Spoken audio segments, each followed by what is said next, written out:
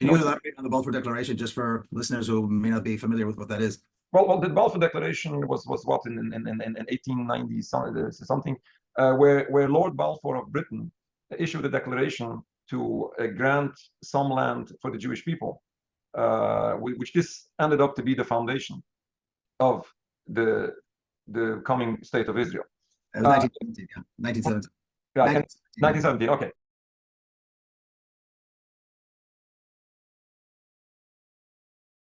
And by the way, in the Balfour Declaration, he stipulates that obviously this should not affect the indigenous people of Palestine, which was like a condition, which this condition was never fulfilled. And it was a promise by Balfour, who was the Minister of Foreign Minister, to a Jewish millionaire by the name of Rothschild. Right.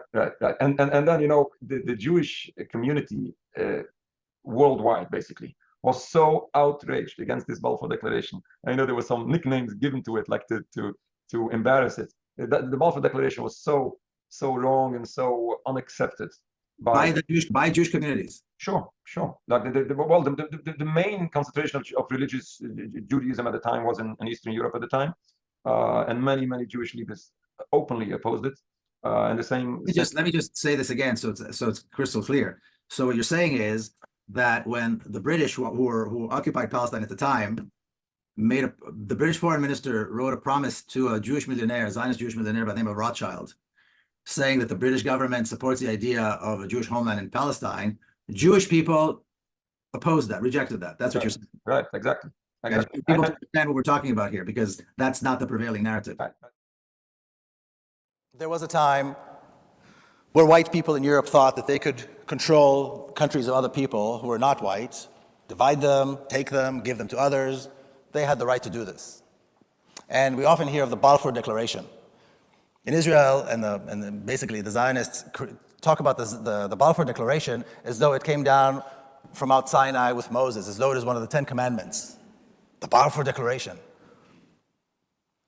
One white racist promising another white racist somebody else's land. That's what the Balfour Declaration is all about.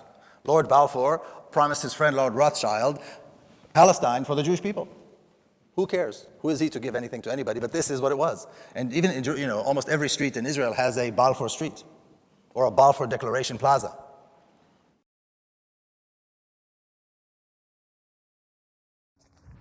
It's 67 words long, it's 100 years old, and it changed the course of history for the Middle East and the Jewish people. The Balfour Declaration, the expression of the British government's support for a Jewish home in Palestine, was sent by British Foreign Secretary Arthur Balfour to the second Lord Rothschild.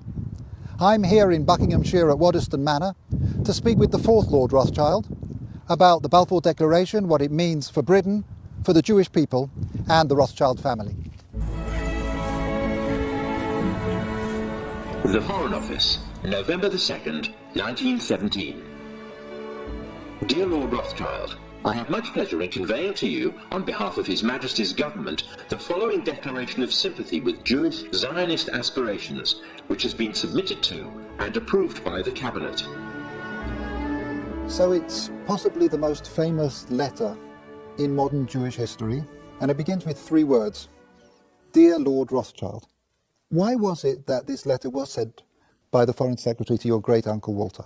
It's an interesting question, because he was really interested in ornithology, although he became interested in Zionism. I think the reason was this, that it was primarily a movement from Eastern Europe, but they didn't clarify who was in charge of that movement. And in addition, it was, after all, in Great Britain. So they felt that the Rothschild family should be the one to whom it was addressed. And Walter was Lord Rothschild, and he was a Zionist.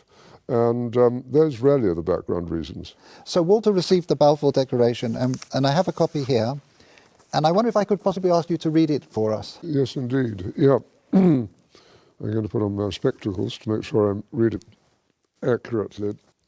His Majesty's Government view with favour the establishment of Palestine as a national home for the Jewish people, and will use their best endeavours to facilitate the achievement of this object it being clearly understood that nothing shall be done which may prejudice the civil and religious rights of existing non-Jewish communities in Palestine, or the rights and political status enjoyed by Jews in any other country. I should be grateful if you would bring this declaration to the knowledge of the Zionist Federation. Yours, Arthur Balfour. And here it is, the Balfour Declaration. What do you feel when you see it here? I genuinely feel it's one of the most extraordinary moments in the history of the Jewish people. If you think it took 3,000 years to get to this, and then you say, how did this miracle happen? It's the most incredible piece of opportunism. I mean, if you think you had an impoverished would-be scientist, Chaim Weizmann, who somehow gets to England, meets a few people, including members of my family, seduces them. He has such great charm and conviction.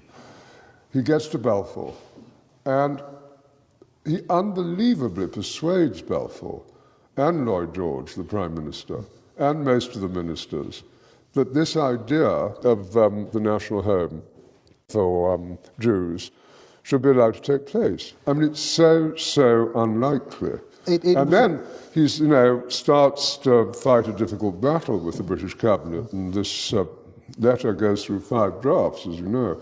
And in the end, it comes out as a rather compromising letter. I mean, the essential point is there for the Jewish community to fasten on to. You have the first bit, which promises a national home rather than the national home. And then you have the bit that nothing that's to be done should in any way harm the Arab community.